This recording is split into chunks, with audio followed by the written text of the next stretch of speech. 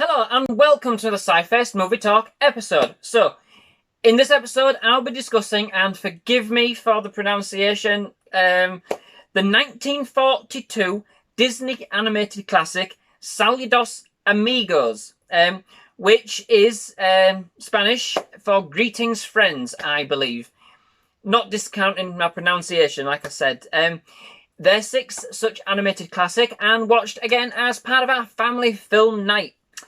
So, this is a little bit of a different entry into the classic series for Disney, in that it's not technically a film with one plot overall. It's more of an anthology film, if you like.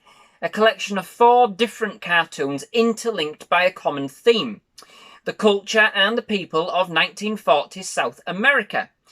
A very, very different movie to the one and to those that preceded it.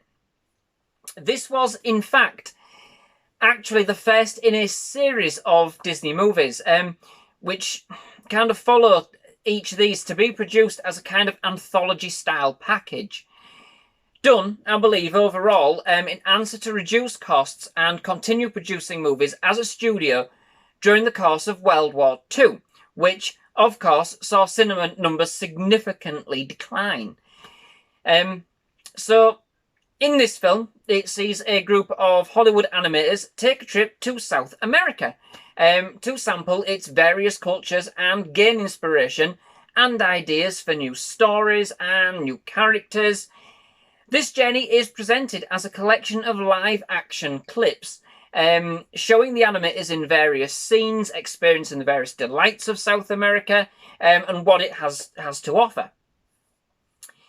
It takes a very documentary-style approach for those elements, which kind of thread together a series of 4 animated features, involving a mixture of already established Disney characters, such as Donald Duck and Goofy, and a number of new characters, such as Pablo the Plane, and making the first appearance of Jose Carioca, that's it, a cigar-smoking, samba-loving parrot, who would go on to feature further in future Disney movies and cartoons.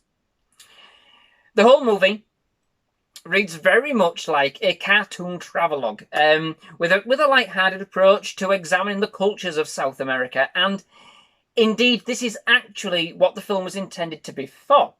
It was actually commissioned by the United States government around the time of World War II, in an attempt to garner goodwill between the US and the countries of South America. The whole movie, from start to finish, is continually narrated by Fred Shields. But what makes up the movie, in the main, is the 4 animated segments. So, they make up the bulk of the movie, and they're a little bit of a mixed bag, really, if I'm honest.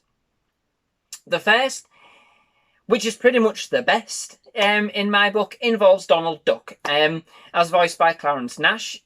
He takes a trip to Lake Titicaca and getting involved in the local culture, learning the delights of working with a llama. This segment is actually hilarious and manages to capture Donald's classic character and the essence of his cartoons to a T. The second is pretty much the worst in my book. It's kind of a whimsical story about Pedro. Did I say Pablo? Pedro? A little plane who has to undertake a perilous mission to collect the post from the other side of the mountain range, owing to the fact that his parents are ill. It is, of course, his maiden voyage, and let's just say it doesn't go smoothly. I mean, it's an okay story, but it's just felt like filler to me at this point. And after watching the hilarious antics of Donald, this was just never going to compare. The only thing that tickled me here, really, was the notion that the planes, that had faces on them, did look very much like an early version of the planes out of the movie Planes, from The World Above Cars, of course. But that was about the extent of the substance I got from this sequence, all told. The third brought back the comedy from the first, but this time, instead of Donald, we got Goofy, as voiced by Pinto Colvig. who's kind of been whisked away to the Argentinian pampas to learn the ways of the native gaucho, his South American cowboy counterpart. It was great fun to watch Goofy, stated to be a Texan cowboy, try and master being a gaucho in a fun sequence examining loosely the differences and similarities between the two, in a style that only Goofy could of course provide. So for me, this was the second best of the segments.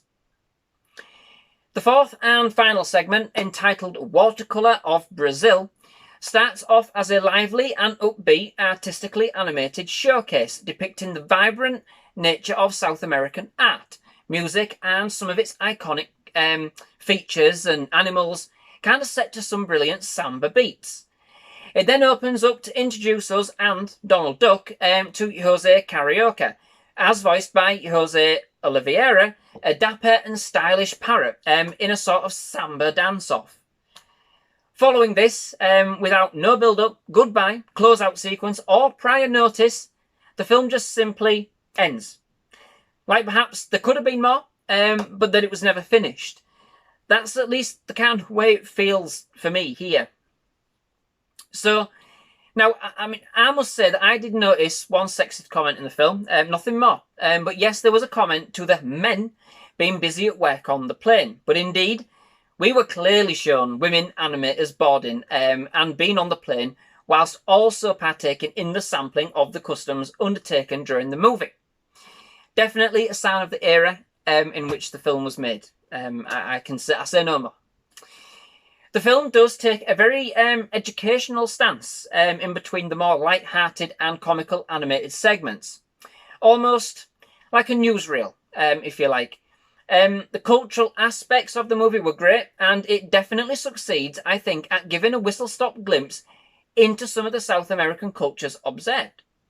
It does offer quite a broad selection across the breadth of the continent, which I thought was a really nice touch, given that it's certainly very much a place of contrast.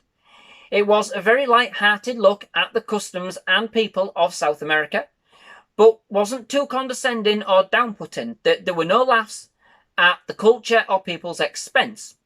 The film actually brought the comedy using their own characters, Donald and Goofy, as they tried but failed to master the aspects of South American culture, due to their own shortcomings, not to those of South America. I did, however, feel that the live-action segments did perhaps make the tone of the movie appear mixed. It didn't know if it was a documentary, a comedy, a cartoon, and to be honest, I can just see kids kind of losing attention here. I know that Oliver, our son, certainly started kind of fidgeting and looking elsewhere when the more educational segments were on, but as a parent, I can't argue it was one way to make him learn a few new things. Overall, it was an entertaining featurette. I wouldn't call it quite a movie, but it is classed as part of the Disney Classics movie series, and so here we are.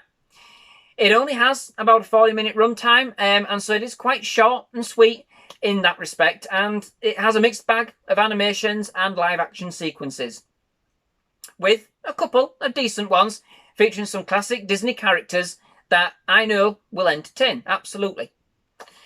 So, that brings me to the end of this episode. Thank you very much for watching. I do hope you've enjoyed it. If you have, please leave a like. Please do hit that subscribe button for more movie reviews, more trailer reactions, and more other movie-related episodes.